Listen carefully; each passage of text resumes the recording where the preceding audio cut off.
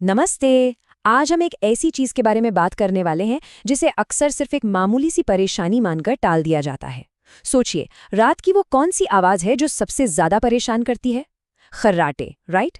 लेकिन इस आम सी लगने वाली आवाज के पीछे मेडिकल साइंस की एक बहुत ही गंभीर सच्चाई छिपी है, जिसे ऑब्स्ट्रक्टिव स्लीप एपनिया कहा जाता है। तो सवाल ये है, क्या खर्राटे लेना सिर्फ एक शोर है जो आसपास सोने वालों को परेशान करता है? सच कहूं तो हम में से ज्यादातर लोग यही मानते हैं। इसे एक हानि रहित आदत समझ लिया जाता है, लेकिन विज्ञान की कहानी इससे बिल्कुल अलग और चौंकाने वाली है। चलिए सीधे कुछ आंकड़ों पर नजर डालते हैं। 6% पुरुष और 4% महिला हैं। सुनकर शायद लगे कि ये नंबर बहुत बड़ा नहीं है, लेकिन जरा गहराई से सोचिए। ऑब्स्ट्रक्टिव स्लीप एपनिया यानी ओएसए हमारी आबादी में इतनी बड़ी संख्या में मौजूद है कि ये अस्थमा जैसी पुरानी बीमारियों जितना ही आम है। ये कोई छोटी मोटी बात नहीं है। आज हम इसी के पीछे का विज्ञान समझेंगे। हम बात करेंगे आराम के भ्रम की, एपनिया के दौरान शरीर के अंदर क्या चलता है, हमारे दिल पर इसका क्या असर होता है, इसे कैसे पहचानें, और हाँ, सीपीएपी से लेकर सर्जरी तक के मॉडर्न इलाजों पर भी चर्चा करेंगे। तो बिना देर किए शुरुआत करते हैं हमारे पहले पॉइंट से, आराम का भ्रम यानी इल्यूजन ऑफ रेस्ट। नॉर्मल नींद में हमारा शरीर खुद को रिपेयर करता है ना?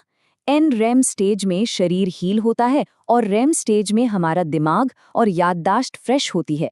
लेकिन एपनिया वाली नींद इसके बिल्कुल उलट है। ये आराम नहीं, बल्कि लगातार रुकावटों, ऑक्सीजन की कमी, जिसे हाइपोक्सिया कहते हैं, और भयंकर तनाव से भरी होती है। देखने में लगता है इंसान सो रहा है, लेकिन शरीर पूरी रात एक तरह की जंग लड़ रहा होता है। अब आते हैं दूसरे हिस्से पर। आखिर एक साधारण से खर्राटे के पीछे इस एपनिया के दौरान शरीर के अंदर चल क्या रहा होता है?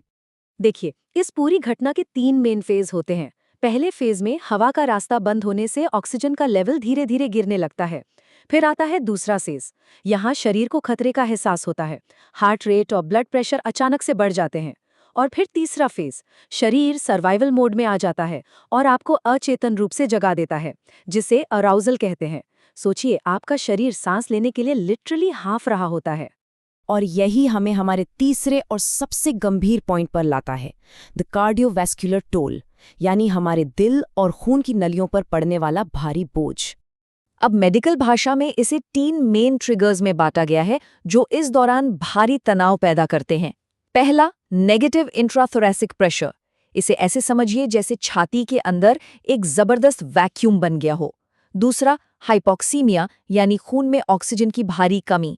और तीसरा, स्ट्रेस हार्मोन्स का रिलीज होना, जिसे कैटेकोलामाइन रिलीज कहते हैं। ये तीनों मिलकर दिल पर एक साथ अटैक करते हैं। इस बात पर जरा गौर कीजिएगा, जब गले का रास्ता बंद हो जाता है और फेफड़े हवा खींचने की पूरी कोशिश करते हैं, तो छाती के अंदर का प्रेशर -80 सेंटीमीटर पानी के दबाव से भी नीचे चला जाता है। ये शरीर के लिए एक भयंकर मैकेनिकल ट्रॉमा है। आपकी छाती पूरी ताकत से एक बंद नली से हवा खींचने की कोशिश कर रही है। और इसका रिजल्ट क्या होता है? एपनिया के दौरान खून में ऑक्सीजन का लेवल 65% तक गिर सकता है। ये कोई मामूली गिरावट नहीं है। इतनी कम ऑक्सीजन शरीर की सारी खून की नलियों को बुरी तरह सिकोड़ देती है, जो सीधे तौर पर हार्ट अटैक या स्ट्रोक जैसी जानलेवा बीमारियों को बुलावा दे सकती है। तो इतने बड़े और सबसे बड़ी बात, छिपे हुए खतरे को आखिर पकड़ा कैसे जाए? चलिए बात करते हैं इसके डायग्नोसिस की, जो किसी मेडिकल जासूसी से कम नहीं है। इसे पहचानने के मेनली 2 तरीके हैं। पहला है पॉलीसोम्नोग्राफी, जो बेसिकली स्लीप लैब में रात भर चलने वाली एक बहुत ही डिटेल्ड मॉनिटरिंग है। इसमें ब्रेन, हार्ट, फेफड़े सब कुछ चेक होता है। और दूसरा ऑप्शन है होम स्लीप एपनिया टेस्टिंग। ये थोड़ा ज़्यादा कन्वीनियंट है, क्योंकि इसे आप आराम से घर पर कर सकते हैं। हालांकि ये उतना डिटेल डेटा नहीं देता जितना लैब वाला टेस्ट देता है। अच्छा, बीमारी का पता चल गया। अब आते हैं सबसे पॉजिटिव और अहम हिस्से पर, इसके इलाज पर। सीपीएपी मशीन से लेकर सर्जरी तक हमारे पास क्या क्या ऑप्शंस हैं? यहाँ मेडिकल इतिहास की एक बहुत ही दिलचस्प कहानी है। बात 1980 की है। डॉक्टर कॉलिन सुलिवन के पास एक ऐसा मरीज आया जिससे बहुत गंभीर स्लीप एपनिया था, लेकिन उसने गले की सर्जरी कराने से साफ मना कर दिया। पता है डॉक्टर सुलिवन ने क्या किया? उन्होंने एक वैक्यूम क्लीनर की मोटर का इस्तेमाल करके दुनिया की पहली सीपीएपी मशीन बना डाली। एक जुगाड़ से उस मरीज की जान बचाई गई। और ये इस बात का बेहतरीन सबूत है कि मेडिकल साइंस ने तब से लेकर आज तक कितनी तरक्की कर ली है। जरा उस 1980 वाले भारी भरकम शोर मचाने वाले प्रोटोटाइप को देखिए और फिर आज के मॉडर्न, स्लीक और एकदम शांत मशीनों को देखिए। आज की स्लीप थेरेपी डिवाइस बहुत ही कंफर्टेबल हैं और बिना किसी बड़ी असुविधा के आपको एक गहरी नींद दे सकती हैं। लेकिन भाई सीपीएपी मशीन हर किसी के लाइफस्टाइल में फिट नहीं बैठती। ऐसे में सर्जरी के भी कई शानदार ऑप्शंस आ गए हैं, जैसे यूपीपीपी जिसमें गले के एक्स्ट्रा टिश्यू को हटा दिया जाता है, या फिर जॉ एडवांसमेंट सर्जरी जिसमें जबड़े को थोड़ा आगे किया जाता है। और एक बहुत ही कमाल की नई तकनीक आई है, हाइपोग्लॉसल नर्व स्टिमुलेटर। ये एक तरह के पेसमेकर जैसा काम करता है जो सोते वक्त आपकी जीभ को गले में गिरने ही नहीं देता।